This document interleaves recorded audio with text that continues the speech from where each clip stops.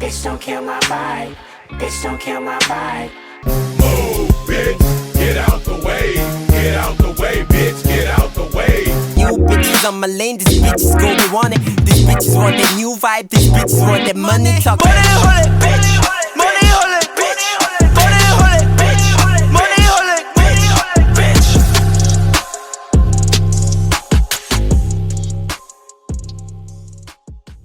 힙합과 여성 혐오는 뗄래야 뗄 수 없는 사이입니다. 힙합은 차별과 억압 속에서 살아온 흑인, 소수자라는 정체성을 기반으로 만들어진 문화죠. 하지만 아이러니하게도 매우 남성 중심적인 방식으로 발전해 왔습니다. 그러다 보니 그 표현들, 랩 가사에서 여성 혐오적인 표현들을 아주 쉽게 찾아볼 수 있습니다.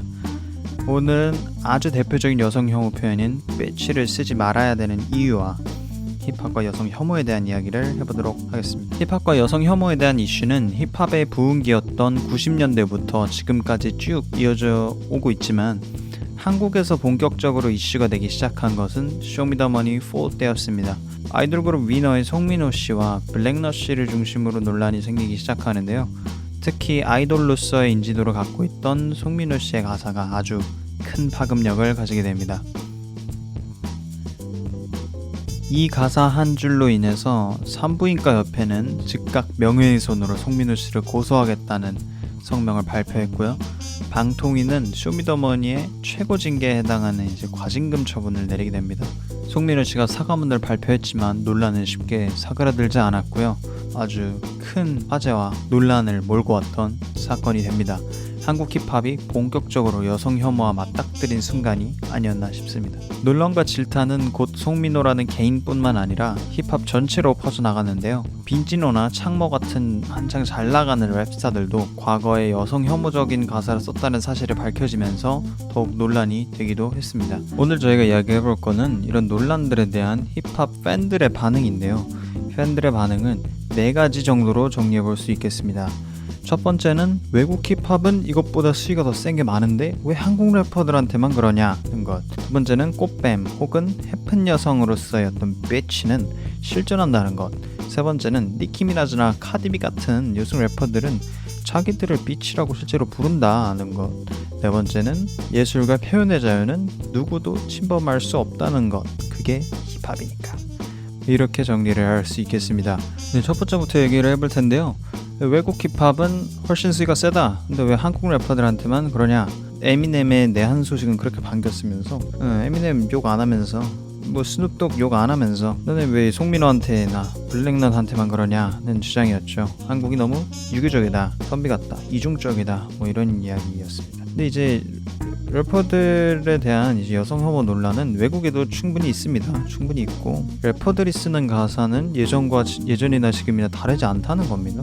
별로 달라진 건 없는데 세상이 바뀌었다 이렇게 이야기를 할 수 있겠네요. 그리고 힙합 대부 우리의 제이지 형님 자신의 과거의 가사에 대해서 사과를 하기도 했다는 거, 이런 이야기를 하고 싶고요.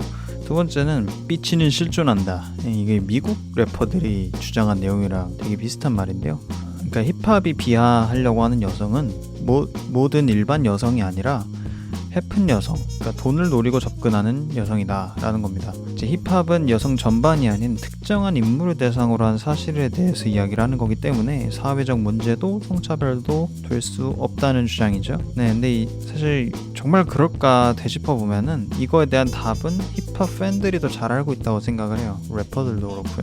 힙합곡에서 비치를 사용하는 맥락들을 살펴보면은 디스 곡이 아닌 이상 진짜 비치를 욕하려고 비치를 쓴다기보다는 자기가 보기 안 입고 온 어떤 불특정 다수, 남성, 자기랑 사이가 안 좋은 래퍼라던가 자신의 헤이터, 안티팬들을 까내리기 위한 그런 용도로 비치를 사용하는 경향이 굉장히 강합니다. 이 밖에도 큰 의미 없이 하나의 사운드로서만 비치를 사용하죠.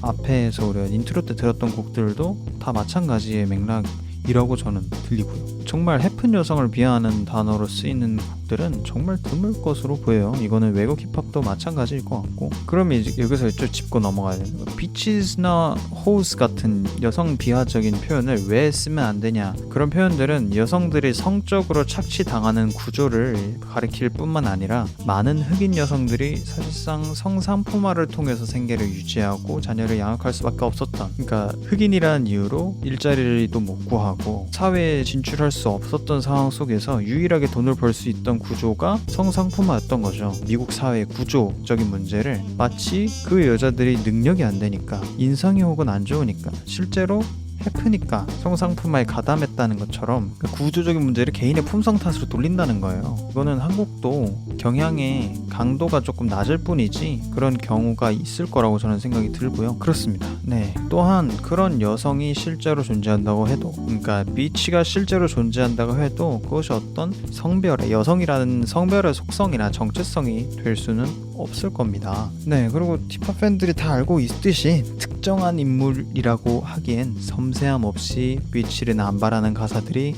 너무나 많습니다. 이거는 래퍼들도 반성하셔야 되는 부분인 것 같아요.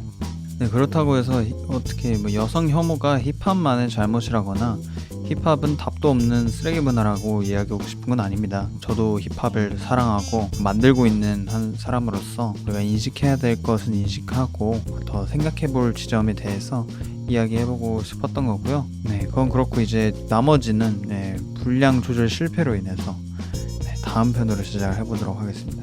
지금까지 송우현이었고요. 감사합니다.